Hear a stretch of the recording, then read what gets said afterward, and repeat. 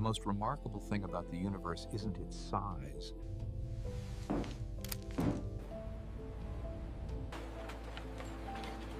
Formation. Be advised, unidentified vessel approaching from the east.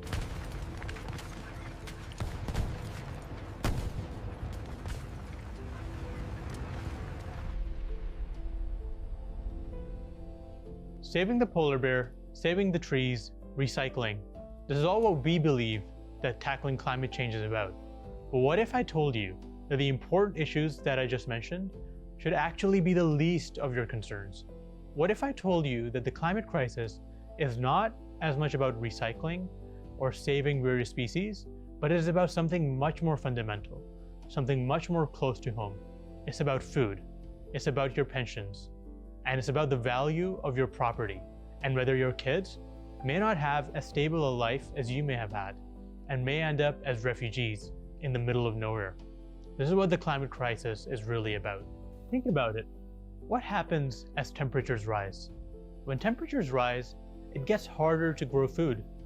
When it gets harder to grow food, you have food shortages. That leads to famine, and it can lead to displacement of people and conflict and other indirect consequences. According to some estimates by renowned experts and peer-reviewed papers, as we will go on to discuss in this episode, billions of people could be displaced or worse. For example, if you live in Karachi and own property in the reclaimed areas around the coast, your property may be worthless by mid-century due to seawater encroachment from underneath. Similar to what we saw in Lahore with housing societies around the riverbed, insurance companies will only compensate people for so long. At some point, the bubble will burst, and in fact, it has already started, in particular in places like Pakistan. With all this in mind, we will explore today's topic, which is how close we are to total catastrophe. Luckily for us, ever since the Second World War, some of the top scientists on the planet have been working on warning us about the impending catastrophe through an organization called the Bulletin of the Atomic Scientists. For this episode, we spoke with people who understand the complex situation that the planet is in right now and the various threats that we face that can lead to annihilation within this century, and in particular in the form of the climate crisis. We will also learn about how the various threats we face this century are intertwined and impact one another. Today, humanity is the closest it has ever been to an existential reckoning, closer even than the infamous Cuban Missile Crisis in the midst of the Cold War. In the present age, Sir David King, the former chief scientific advisor to the UK government, said 2 years ago that what we do in the next 3 to 4 years, I believe, will determine the future of humanity. This is one of the starkest warnings by government insiders who are aware of the existential nature of the climate crisis. This is not the first time that humans have had close contact with an existential crisis. In fact, recent history has been developed in the shadow of existential crises. Much of the Cold War was an era of existential dread, especially with respect to a nuclear exchange between the US and the USSR. And there were many times when there easily could have been a nuclear exchange. During the Second World War, when the world was at war, it ended with the deployment of the first atomic weapons. Following that event, we were immediately in a state of competition between the USSR and the US in a multipolar world order. After this, the atomic scientists who were instrumental during the Manhattan Project in the invention of the world's first atomic bomb went on to found the Bulletin of Atomic Scientists. The organization was dedicated to raising the alarm bells on the existentially threatening nature of the nuclear weapons that they had invented. As time passed, the bulletin included climate change in their assessment for our proximity to annihilation. To demonstrate the acuteness of the threat for a mass audience, the scientists at the bulletin came up with the Doomsday clock. I think this should be regarded as something qualitative, something that depends upon one's sense, one's understanding of where the world is going. And so, yes, I would agree with the Bulletin of Atomic Scientists Doomsday Clock to be moved forward. Whether it should be moved by 1 second, 2 seconds, 5 seconds, who knows about that? But yes, the world that we are living in presently is more dangerous than the world that we were living in a year ago or 2 years ago. Doomsday. The total annihilation of human civilization would be represented by midnight. The scientists would deliberate to determine how close to midnight the clock should be, based on the threats being faced that particular year. During the time of the Cuban Missile Crisis, the clock was placed at around 7 minutes to midnight. In everyday life, the climate crisis is still not seen as a global existential crisis, to the point the President of the United States seems to think that it is a Chinese hoax. This is consequential, considering the fact that along with China and India, the United States is amongst the biggest emitters of CO2. The year 2025, however, began with the inauguration of the American president and the slogan, "Drill, baby, drill." Today, I will also declare a national energy emergency. We will drill, baby, drill. With the world's biggest economy and the sole superpower and a major democracy not being on board with leading the planet towards a transition, the doomsday scenario doesn't seem far-fetched, but likely. Today, the bulletin has broadened its scope to include the existential climate crisis as well as artificial intelligence, now increasingly used in war. To explore the current situation with respect to the approaching midnight, we spoke to Professor Parvez Hoodbhoy. Professor Hoodbhoy is a nuclear scientist by profession and has taught at the Quaid-e-Azam University for many decades and also sits on the board of the Bulletin of Atomic Scientists. As the Arctic ice continues to melt as a result of rising global temperatures, instead of seeing that as a warning sign of the dire situation that the planet is in, it is being seen as an opportunity for even more fossil fuel expansion. In a predictable continuation of the status quo, we are now in the midst of a new race, a race to conquer the Arctic. The President of the United States has indicated his desire to take over Greenland for control over the Arctic, for national security reasons, as well as access to oil in the Arctic. While at the same time, Canada has been increasing its military presence in the Yukon and its northern areas as a check on what they perceive to be increasing encroachments by Russia and China. The other aspect to obviously the increasing existential threats is obviously climate change. And one aspect to this is, I guess, the melting of the Arctic. And I've been reading about as the Arctic keeps melting, that sort of opens up that territory for expansionism, whether it's by the United States, Russia, China. And so I was curious, do you think that it's possible that because of this competition between the great powers, that the topic of climate change actually gets deprioritized? Because I was listening to someone talking about Greenland, and the sentence they used was that as the Arctic landscape transforms due to environmental factors, it opens up economic opportunities. And I thought that was a very euphemistic way of talking about and completely overlooking what is causing the melting of the Arctic, which is, of course, a much greater existential threat. The melting of the polar caps, North Pole in particular, will certainly open up the doors for mass exploitation of the mineral wealth, of the sea wealth that lies over there.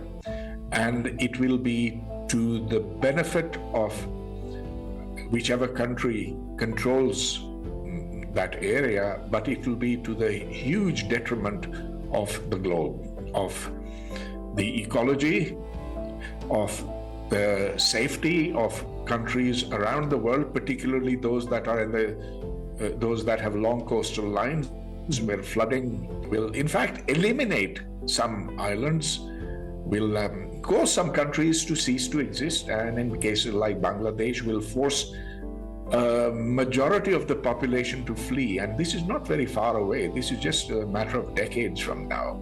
We're already seeing the horrific consequences of glaciers melting, of mountains falling down, and all this is going to accelerate, plus the emphasis on fossil fuels. Fossil fuels had become a bad word until now. Now that Donald Trump has said that let's have more oil and gas and fossil fuels, well, and that in fact wind energy is destructive and kills birds. Professor Hoodbhoy touches upon a fact that many people watching may not know. There are countries that exist on the map today and have existed for centuries, if not thousands of years, as a region with a continuous cultural identity, which may not exist by the end of the century. Most notably, Bangladesh, which has a population of over 177 million. Where will these people go? According to a peer-reviewed paper called Future of the Human Niche, published in The Conversation, over 1 billion people may be displaced this century due to rising temperatures. How history will be rewritten still remains to be seen. According to a front-page story in the New York Times from just a few months ago, with the title, "Clean, Limitless Energy Exists, China is going big in the race to harness it." But what's more striking is the subtitle. Beijing is pouring vast resources into fusion research, while the US wants private industry to lead the way. The winner could reshape civilization. Well, and I was also thinking, as much as there is talk about standing up to the United States, there was a famous speech by Mark Carney at Davos. But, when we look at the details, even Canada, as a result of pressure from the United States, has had to now, under a Liberal government, they've announced that they'll be engaging in more oil and gas projects within Canada and building more pipelines, often against the wishes of provinces like British Columbia. So, as much as we might disagree and disapprove of Donald Trump, isn't it inevitable that, whether or not we like it, that the United States will end up completely transform the world as it pleases? Well, unless Donald Trump goes, one fervently hopes for that. Else, the planet is in very serious trouble. It was in serious trouble without him. But now that there is an open departure from earlier agreed upon scientific principles that more carbon dioxide in the atmosphere leads to more greenhouse gases, more greenhouse heating, that scientific evidence is being shoved under the carpet. In fact, science is being discredited. Government organizations like NOAA have been dismantled, and it is now forbidden for government documents to mention global climate change. So we are in a very difficult situation now that we are in the hands of science deniers. Everything that science has taught us and brought the world forward is now being used for the destruction of planet, of plant, and ultimately human life on this. According to the CEO of the Bulletin of Atomic Scientists, many existential threats are interlinked and make the other more likely, such as nuclear war and the climate crisis. This is what the CEO of the Bulletin of Atomic Scientists, Alexandra Bell, had to say to us. Each of these threats has the potential to destroy civilization or to render the Earth largely uninhabitable by human beings. We can't afford to address one threat without addressing the other, because they are all intertwined. Some advocate for more nuclear power to reduce carbon dioxide emissions. But increasing the number of nuclear reactors and the amount of enriched uranium and plutonium required for their operation could also increase the risk of nuclear proliferation. Likewise, as the climate changes, some natural resources like fresh water could become more scarce, leading to conflicts that might spiral into war and the possible use of nuclear weapons. We need to address and manage each threat as a global community. And hopefully, increased trust and cooperation can lay the foundation for further progress in addressing all human-caused existential threats. At the end of the day, trying to answer the question of which threat is worse is like standing around in a burning house, arguing about the most likely manner of death. As pointed out by the CEO of the Bulletin, The complexity emerges in navigating our existential crises when they begin to intertwine, as in this case. We will speak more with Professor Hoodbhoy about fusion technology, an energy source that carries the same significance as the atomic bomb did back in the day, but as a constructive and positive force that could help us significantly reduce the exploitation of fossil fuels. We continue our discussion with Professor Hoodbhoy and discuss the science behind fusion and its potential to transform our civilization.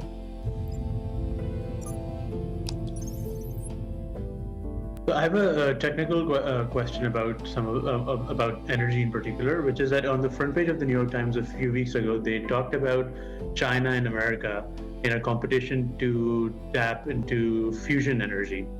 So I had a hard time understanding exactly what that means. Are you able to explain that? The nuclear energy that we derive from our reactors is entirely because of the breakdown of heavy nuclei into smaller ones. That's called fission. But there is a process which involves hydrogen fusing together, hydrogen atoms fusing to produce helium, and that's the process that occurs inside stars and our sun in particular, and that is many times more efficient for generating energy and hence electricity. And fusion reactors are something that people have dreamed of for well over 70 years now. There's a joke about fusion reactors that, another 30 years. When are we going to have them? 30 years. And that's gone on for quite a bit. But ultimately, fusion is going to work because the physics is solid. It's a question of the engineering not being easy. It's very difficult because you have to confine a plasma which has the temperature of millions of degrees K centigrade. And there's very rapid degradation of the reactor's inner environment. Plus, there's the question of fuel, where we're going to get all that lithium from. It's the problems are high, but the prospect is enormous, and this is going to continue even if we don't get fusion in the next 30 years. As monsoon patterns become increasingly unpredictable, and as glaciers melt rapidly, the flow of water in the Indus River will become a bigger issue with every year that passes by. Similar to what was implied by the head of the Bulletin of Atomic Scientists, this is yet another area where there's an intersection of multiple existential threats. Interesting. So just switching a little bit to India and Pakistan, we obviously saw the Indus Water Treaty being suspended just last year, and with climate change, the melting of the Himalayas and the irregular, sort of the more unreliable nature of the waters shared between India and Pakistan. Do you think that it's essential that India and Pakistan have a completely joint way of governing the waters now more than ever, now that we've actually seemed to have foregone that? India has the upper hand in this, of course, being the upper riparian state, and it has said it will no longer abide by the Indus Waters Treaty negotiated in the 1970s. It did so unilaterally, setting a very bad precedent for the world. I don't see immediately a prospect of joint water management, but this is something that ultimately we might have to do the world over. Kashmir is not the only issue. The waters, the waters of the river Indus are not the only issue. They come from Kashmir. But also there's the question of China and India, and India and Bangladesh. And so what one needs is international authority, that which enjoys legitimacy, and that which is clear, open, transparent, and puts all facts before the world, so that its decisions carry more weight. But this cannot happen unless there is a lessening of tensions between countries, and that has to be negotiated at the diplomatic and the political level. The original Interwater Treaty, if I'm not wrong, was brokered by the World Bank. And I was just curious if the World Bank as it exists today, in your opinion, would be an appropriate or a non-partisan broker for a future deal. The World Bank as it exists today is basically, it's seen by countries as an instrument of US foreign policy. And there is reason to believe that that is indeed the case. India is less affected. Pakistan is much more affected by that. So the World Bank, the World Bank negotiated the 1970s IWT, but if a renegotiation of that is to happen, it should be done under the auspices of the United Nations, a strengthened United Nations, not one weakened by the Board for Peace. Professor Hoodbhoy doesn't seem as enthusiastic about fusion energy as the New York Times. He's more cautious and realistic about the full effects that this will have, especially in terms of ecological damage, while balancing it with the benefits. Even if we have fusion, the fact is that if we exploit minerals, dig them up, if we disturb the seabed, if we litter the atmosphere with satellites, all those threats are going to be there. What we'll have is the capacity, the energy capacity to create even more threats. And so I would say having fusion would be a mixed blessing. Yes, we wouldn't need to burn oil and gas, but oil and gas are not the only threats to humankind.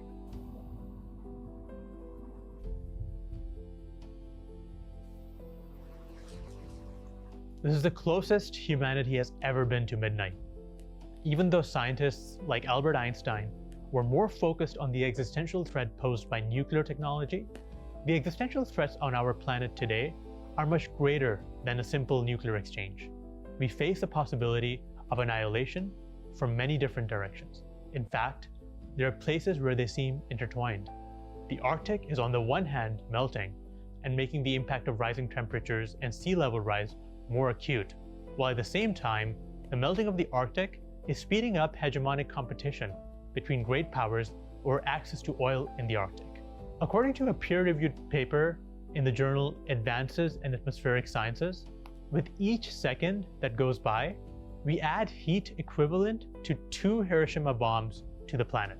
With global governance appearing to be getting weaker by the hour, and with world superpowers racing towards increasing emissions, it seems unlikely that we will be reversing course anytime soon, unless there is a significant breakthrough towards limitless clean energy and a grassroots movement to push the status quo to correct. However, we know that with the history of the electric car and the current capacity around solar, that despite available alternatives, it's not necessary that the logical alternatives to fossil fuels will prevail if there are concentrated interests weighing heavily on the other side. Just as the Manhattan Project represented willpower in the race to create the atomic bomb with its destructive potential, a similar effort is needed to accomplish a breakthrough with respect to fusion energy. Whoever advances in this sector first may very well shape the future. But if we continue to head down this path, scientists believe that life on Earth will become increasingly unlivable.